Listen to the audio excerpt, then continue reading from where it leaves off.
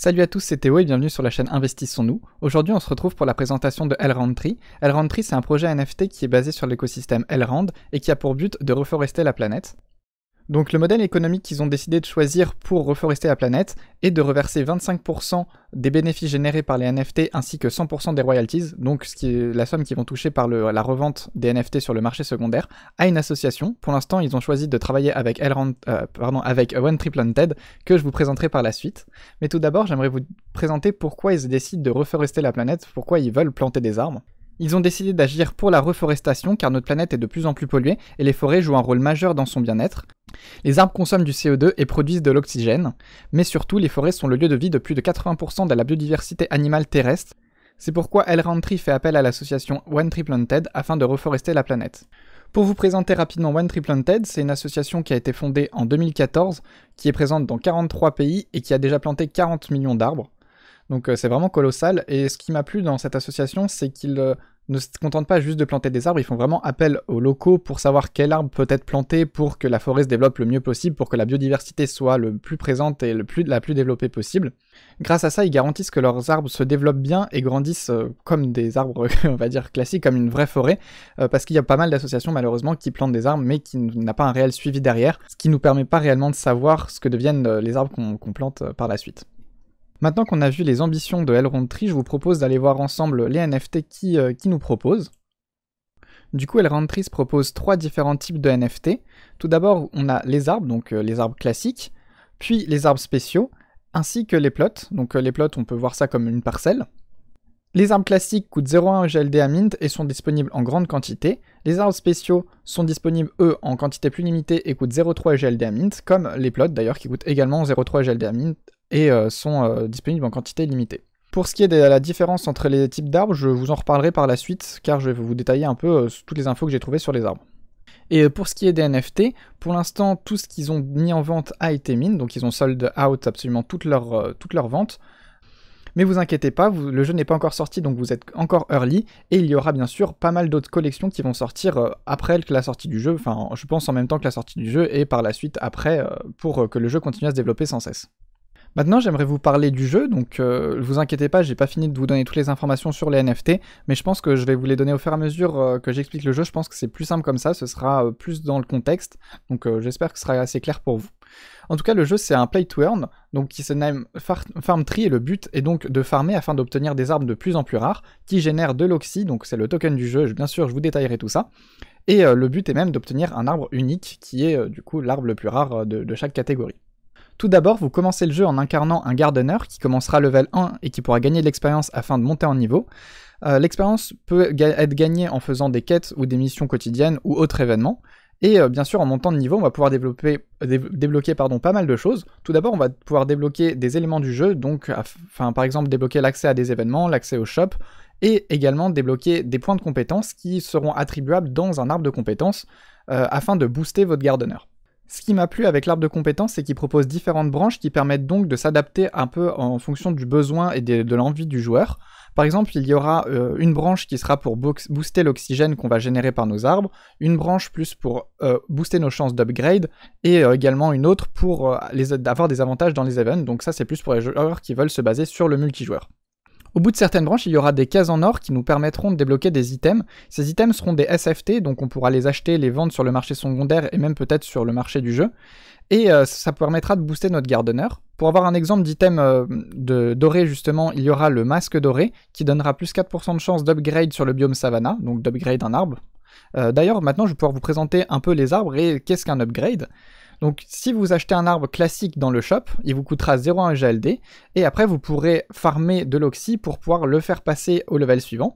Donc il y a le level basique, on commence avec des arbres basiques, puis les levels rares, puis épique, mythique, et ainsi que unique, du coup qui sera disponible qu'un seul exemplaire. Seuls les arbres basiques peuvent être achetés, toutes les autres raretés on va devoir farmer et faire évoluer nos arbres pour les obtenir. Bien sûr, plus l'arbre est rare, plus il génère de l'oxygène, qui nous permet donc d'avancer plus vite. Pour ce qui est des arbres spéciaux, je vous en ai parlé tout à l'heure, ceux qui étaient disponibles à 0,3 EGLD, eux, on ne peut pas les faire évoluer. Ils produiront toujours la même quantité qu'un arbre d'oxygène, qu'un arbre de catégorie rare, mais il aura d'autres avantages, comme le fait de pouvoir booster la production des autres arbres, ainsi que le fait de booster la chance d'upgrade d'un arbre. Donc maintenant, je vais vous présenter comment on upgrade un arbre. Pour upgrade un arbre, il va falloir payer une quantité d'oxygène et cliquer sur un arbre qu'on souhaite upgrade. Par exemple, ici, vous pouvez voir un sapin. Donc imaginons que je souhaite upgrade un sapin, je paye une quantité d'oxygène pour essayer de le faire passer au level rare. Et par contre, là, l'upgrade n'est pas à 100% sûr de réussir. Vous pouvez soit échouer, et dans ce cas-là, votre sapin retourne en tant que graine dans la serre. Je vous présente la serre juste après, vous inquiétez pas. Ou si l'upgrade réussit, votre sapin retourne quand même dans la serre, mais vous recevez en plus une graine du sapin en rare. Pour booster les chances de réussir cet upgrade, on peut engager plusieurs arbres du même type. Par exemple, je décide d'engager ces 2 sapins afin que celui-ci ait plus de chances de passer en rareté supérieure. Si l'upgrade échoue, les 2 retournent en tant que graines, et si le mint réussit, l'upgrade, pardon, je vais y arriver, les 2 retournent également en tant que graines, mais je reçois quand même le nouveau NFT sapin rare. Et l'autre possibilité pour augmenter notre chance d'upgrade, ça va être de posséder du coup des arbres spéciaux qui boostent les chances d'upgrade sur certains biomes par exemple, ainsi que d'avoir des améliorations sur son gardeneur. Du coup, je vous ai dit que quand on tente un upgrade, l'arbre retourne dans la serre. Du coup, je vais vous présenter la serre. La serre, c'est l'endroit où on peut mettre les pousses pour qu'elles deviennent des arbres afin qu'elles produisent par la suite, que les arbres produisent par la suite de l'oxygène. Et le temps que les pousses doivent rester dans la serre dépendent bien sûr de la rareté de l'arbre, donc plus l'arbre est rare, plus ça va demander du temps, et il est possible de diminuer le temps en ayant des objets ou des améliorations sur le gardeneur. Maintenant que je vous ai présenté les arbres, je vais vous présenter également les parcelles, donc qui sont nommées les plots. Alors il y a différents types, vous pouvez en voir ici, là il y a le basique, et là il y a le river. Et on va voir un peu ensemble tout ce qui existe. Donc il y a le biome rivière, le biome montagne, le biome savane et le biome plage. Donc ils vont avoir des utilités pour booster certains types de plantes. Par exemple sur le biome plage, les coraux, qui sont des arbres spéciaux, produisent plus d'oxygène. Et chaque arbre a son biome qu'il préfère, donc son biome favori, qui va permettre de booster la production de chaque arbre. Quand on commence le jeu, du coup on commence tous avec le même biome. Donc même si on n'en a pas acheté, on commence avec le classique, celui que vous pouvez voir ici, et on commence également avec d'autres objets, donc une pioche ainsi qu'une pelle en or. La pioche permet de changer de biome, et la pelle en or permet de planter des arbres, donc en gros c'est l'équivalent de 5 pelles, et une pelle permet de planter ou remplacer un arbre, donc avec une pelle en or vous pouvez faire 5 fois, vous pouvez planter 5 arbres. Comme vous pouvez voir ici, ça nous permet donc, une fois qu'on a des arbres plantés sur notre biome, de collecter de l'oxygène. L'oxygène donc c'est le token du jeu, et on pourra le collecter manuellement, il faudra visiblement le collecter assez souvent et manuellement, pour pouvoir le stocker dans notre réserve d'oxygène. La réserve d'oxygène a une quantité bien sûr limitée, elle ne peut pas accueillir autant d'oxygène que l'on souhaite, et pour avoir un stock de plus en plus grand, il va falloir l'améliorer en avançant dans le jeu et en payant, j'imagine, de l'oxygène, et en ayant des améliorations, peut-être même sur le gardeneur, qui nous permettra d'avoir plus d'oxygène. Ça, c'est à voir, mais du coup, ce sera une réserve qu'on pourra améliorer. Et du coup, en plus de ça, l'oxygène permettra de faire pas mal de choses dans le jeu. On a tout d'abord vu que ça nous permettait d'améliorer des arbres, mais elle va également nous permettre d'acheter des choses dans le marché sur le marché du jeu. Donc ça nous permettra de payer à peu près tous les objets, car la plupart des objets sont disponibles en EGLD ou en Oxy, sauf les consommables, eux qui seront uniquement disponibles en oxygène, donc comme la pelle, la pioche et d'autres objets que vous pourrez voir par la suite. Ces objets-là, bien sûr, ils seront disponibles dans le shop, donc il y aura un magasin officiel intégré dans Farmtree qui permettra d'acheter, par exemple, des skins pour votre gardeneur, des NFT d'arbres, des SFT pour pouvoir avoir des objets consommables, et bien d'autres choses que vous pourrez découvrir par la suite. J'imagine que tout n'est pas encore révélé sur le white paper.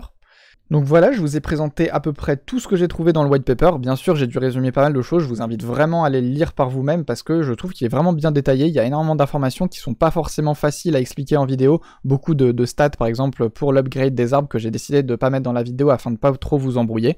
Mais du coup, je vous invite vraiment à aller creuser, à aller voir ces parties-là que je n'ai pas assez détaillées. Et je vais également vous donner quelques petites informations que j'ai pu voir avec la team, car le jeu est prévu pour mi-2022, sauf que pour moi, on est déjà dans la période qui peut s'assimiler à du mi-2022, donc je suis allé demander à la team s'ils n'avaient pas d'autres news à me donner, et du coup le jeu sera prévu pour la rentrée 2022, donc ça arrive vraiment bientôt, et il y aura également d'autres surprises, comme de nouveaux NFT, ainsi qu'un merch éco-responsable. Donc voilà, j'espère que la vidéo vous a plu. Moi je tiens à remercier Juliano de la team du coup de Elrond Tree qui a bien voulu répondre à quelques-unes de mes questions afin que je puisse du coup vous donner plus de détails sur le projet. Je vous invite vraiment à rejoindre leur Discord, je le mettrai en description, ainsi que leur Twitter, et également à aller relire leur white paper du coup pour avoir toutes les informations. En tout cas, n'hésitez pas à laisser un like et un commentaire si la vidéo vous a plu. Moi je vous dis à samedi prochain 18 h pour une prochaine vidéo. Salut à tous et à la prochaine.